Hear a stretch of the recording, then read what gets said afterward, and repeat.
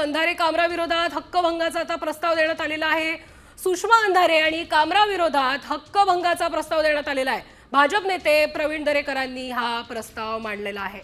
आपण बघतो आताची अत्यंत महत्त्वाची बातमी, सुषमा अंधारे आणि कुणाल कामरा विरोधामध्ये आता हक्कभंगाचा प्रस्ताव मांडण्यात आलेला आहे।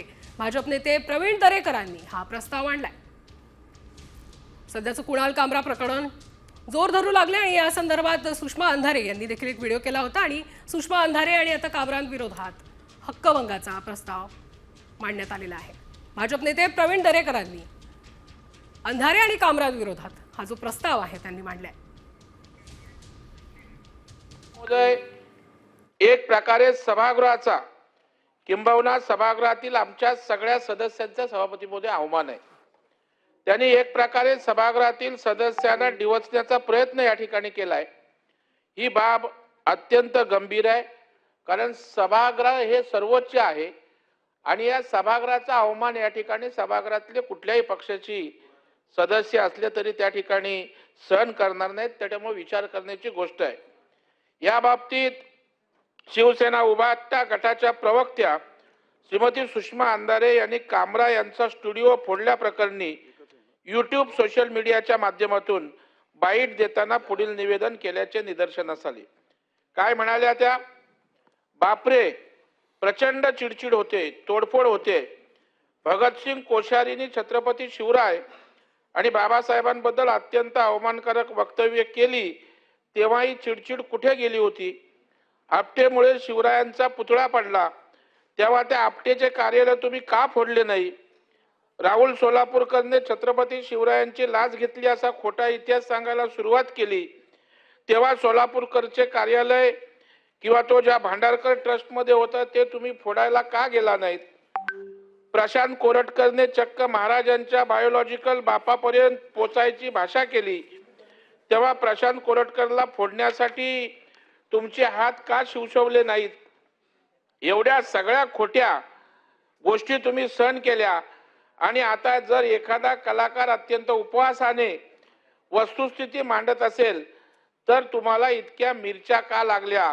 यस, वी सपोर्ट कुणाल कामरा। म्हणजे राज्याचे उपमुख्यमंत्री माननीय श्री एकनाथरावजी शिंदे यांना व्यक्तिगत हिणवणारे गीत करताना कुणाल कामरा या कलाकाराने जाणून बुजून हेतुपुरस्पर माननीय उपमुख्यमंत्री महोदयांची व्यक्तिगत अवहेलना केली असल्याचे सकृत दर्शनी सभापती महोदय स्पष्ट होते।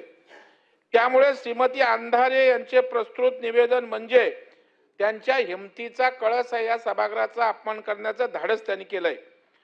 श्रीमती अंधारे यांनी त्यांच्या निवेदनात संस्कृती व शाब्दिक मर्यादांचे उघड उल्लंघन केले। राज्याच्या उपमुख्यमंत्र्यांविरुद्ध बोलत आहोत याचे देखील त्यांनी भान ठेवले नाही। तथाकथित प्रसिद्धीसाठी अशा प्रकारे उपमुख्यमंत्री पदाच्या जबाबदारीच्या पदावर बसलेल्या व एका राजकीय पक्षाच्या प्रमुखाविरुद्ध सोशल मीडियाच्या माध्यमातून अशा प्रकारे बाईट देणे हे नैतिक मूल्यांचे अवमूल्यन सभापती महोदय आहे। त्यांनी सोशल मीडिया समोर माननीय उपमुख्यमंत्री महोदयांना आव्हानात्मक निवेदन केले असल्याने व त्या योगे सभागृहातील समस्त सदस्यांना डिवचण्याचा प्रयत्न करून दोन्ही सभागृहाचा अपमान सभापती महोदय या ठिकाणी झाल्याचं सकृत दर्शनी स्पष्ट होत आहे। श्रीमती सुषमा अंधारे यांनी प्रस्तुत प्रकरणी भाष्य करताना व्यक्त केलेली खालच्या पातळीवरील भाषा व श्री कुणाल कामरा यांनी हेतुपुरस्पर माननीय उपमुख्यमंत्री महोदयांवर वैयक्तिक व उपरोधिक केलेले गाणे यातील भाषा एक प्रकारे सभागृहाचा अवमान आहे। म्हणून श्रीमती अंधारे व कुणाल कामरा याच्या विरुद्ध मी हक्कभंगाची सूचना देत आहे। माझी आपल्याला विनंती आहे, ही सूचना स्वीकृत करावी व या अधिवेशनात मांडण्यास आम्हाला अनुमती द्यावी, ही नम्र विनंती।